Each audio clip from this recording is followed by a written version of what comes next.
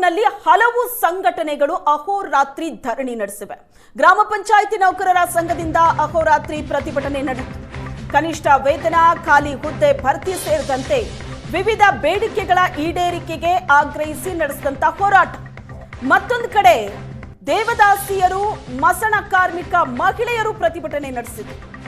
ಮಾಸಾಶನ ಸೇರಿದಂತೆ ವಿವಿಧ ಬೇಡಿಕೆಗಳನ್ನ ಈಡೇರಿಸುವಂತೆ ಮಹಿಳೆಯರು ಅಹೋರಾತ್ರಿ ಧರಣಿ ಮಾಡಿದರು. ಫ್ರೀಡಂ ಪಾರ್ಕ್ನಲ್ಲಿ 150ಕ್ಕೂ ಹೆಚ್ಚು ಮಹಿಳೆಯರು ಮಲಗಿದ್ದಾರೆ.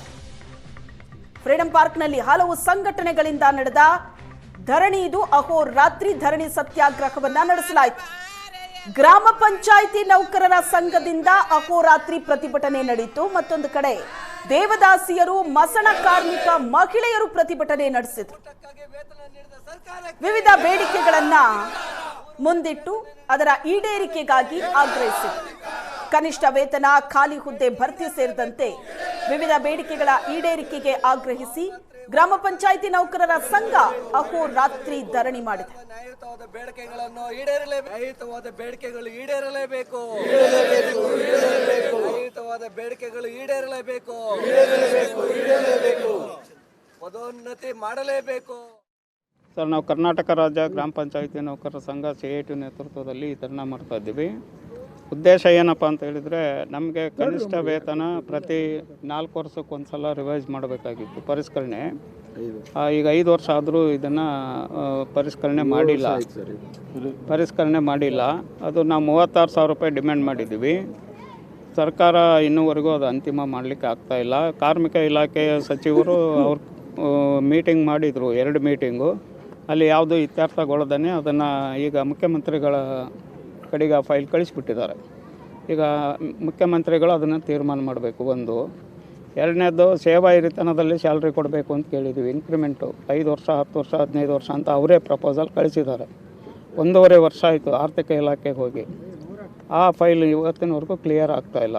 ಆಮೇಲೆ ಪೆನ್ಷನ್ ಕೇಳಿದ್ದೀವಿ. 108 ಕೋಟಿ ರೂಪಾಯಿದು ಪೆನ್ಷನ್ ನಮ್ಮ 48,000 ಜನಕ್ಕೆ ತಿಂಗಳಿಗೆ ಒಂದು 6,000 ರೂಪಾಯಿ ಪೆನ್ಷನ್ ಸಿಗೋ ರೀತಿಯಲ್ಲಿ ಒಂದು SBI ಬ್ಯಾಂಕಿನ ಜೊತೆ ಟೈ-ಅಪ್ ಮಾಡಿಕೊಂಡು ಫೈಲ್ ಮೂವ್ಮೆಂಟ್ ಆಗಿತ್ತು. ಸೊ ಅದು ಕೂಡ ತೀರ್ಮಾನ ಆಗ್ತಾಯಿಲ್ಲ. ಆಮೇಲೆ ಸ್ವಚ್ಛ ವಾಹಿನಿಯಲ್ಲಿ ಕೆಲವ್ರನ್ನ ತಗೊಂಡಿದ್ದಾರೆ, ಕಸ ವಿಲೇವಾರಿ ಘಟಕಕ್ಕೆ ಅಂತೇಳಿ. ಅವ್ರನ್ನ ಸಂಜೀವಿನಿ ಒಕ್ಕೂಟದಿಂದ ಅಂತೇಳಿ ತೊಗೊಂಡ್ಬಿಟ್ಟು ಅವ್ರಿಗೆ ಯಾವುದೂ ಸ್ಯಾಲ್ರಿ ಕೊಡ್ತಾಯಿಲ್ಲ, ಸರಿಯಾಗಿ ಕೆಲಸ ಕೊಡ್ತಾಯಿಲ್ಲ. ಸೊ ಈ ಎಲ್ಲ ಬೇಡಿಕೆಗಳನ್ನು ಇಟ್ಕೊಂಡು ನಾವು ಅಹೋರಾತ್ರಿ ಧರಣಿಯನ್ನು ಬೆಂಗಳೂರಲ್ಲಿ ಪ್ರಾರಂಭ ಮಾಡಿದ್ದೀವಿ. ಸರ್, ದೇವದಾಸಿ ವಿಮೋಚನೆ ಸಂಘಟನೆಯಿಂದ ಮಸಣ ಕಾರ್ಮಿಕರು, ದೇವದಾಸಿ, ಒಂಟ ಮಹಿಳೆಯರು, DSS 3 ಸಂಘಟನೆ ಕಲಿತು ಜಂಟಿಯಾಗಿ ಹೋರಾಟ ಮಾಡತ್ತೇವೆ. ದೇವದಾಸಿ ಹೆಣ್ಮಕ್ಳಿಗೆ 10,000 ಪೆನ್ಷನ್ ಕುಂದಿರಬೇಕು ಮತ್ತು ಒಂಟ ಮಹಿಳೆಯರಿಗೂ ಪೆನ್ಷನ್ ಕುಂದಿರ್ಬೇಕಂಥೇಳಿ ನಾವು ಹೋರಾಟ ಮಾಡಕತ್ತಿದ್ದೆವು. ಮತ್ತು ಒಂಟ ಮಹಿಳೆಯರಿಗೆ, ದೇವದಾಸಿ ಹೆಣ್ಮಕ್ಳಿಗೆ ಅವ್ರ ಮಕ್ಕಳಿಗೆ ಶಿಕ್ಷಣ ಕೊಡಬೇಕು, ಅವ್ರ ಮಕ್ಕಳಿಗೆ ಬದುಕಲಿಕ್ಕೆ ಸಹಾಯ ಮಾಡಬೇಕು, ಅವರಿಗೆ ಜಾಗ ಕೊಡಬೇಕು, ಮನೆ ಕೊಡಬೇಕು ಅಂಥೇಳಿ ನಮ್ಮ ಸಂಘಟನೆಯಿಂದ ನಾವು ಹೋರಾಟ ಮಾಡಕತ್ತಿದ್ದೆವು.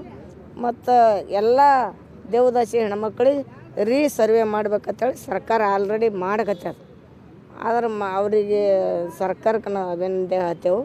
ಮತ್ತು ಈಗ ಸರ್ವೆ ಮಾಡಕತ್ತಾರ. ಎಲ್ಲ ದೇವದಾಸಿ ತಾಯಿದವರಿಗೆ 5 ಎಕರೆ ಭೂಮಿ ಕೊಡಬೇಕು. ಅವರು ಯಾಕೆ ನಾವು ಇಷ್ಟು ರೋಡಿನ ಮೇಲೆ ಬಂದು ಕುಂದಿರ್ತೇವೆ, ಅವರು ಅವರು ಕಟ್ಕೋತಾರ ಅಂಥೇಳಿ ನಾವು ಹೋರಾಟ ಮಾಡಕತ್ತೇವೆ ಅಂಥೇಳಿ. ನಾವು ಗುಲ್ಬರ್ಗ ಜಿಲ್ಲೆಯಿಂದ ಬಂದಿದ್ದೆವು. ಮತ್ತು ಎಲ್ಲ ಜಿಲ್ಲಾದವರು, ಎಲ್ಲ ತಾಲೂಕದವರು ಬಂದಾರ. ಒಂದು 2,500 ಜನ. ಬೇರೆ ಬೇರೆ ಜಿಲ್ಲಾದವರು, ಆಳಂದ, ಅಫ್ಜಲ್ಪುರ, ಗುಲ್ಬರ್ಗ.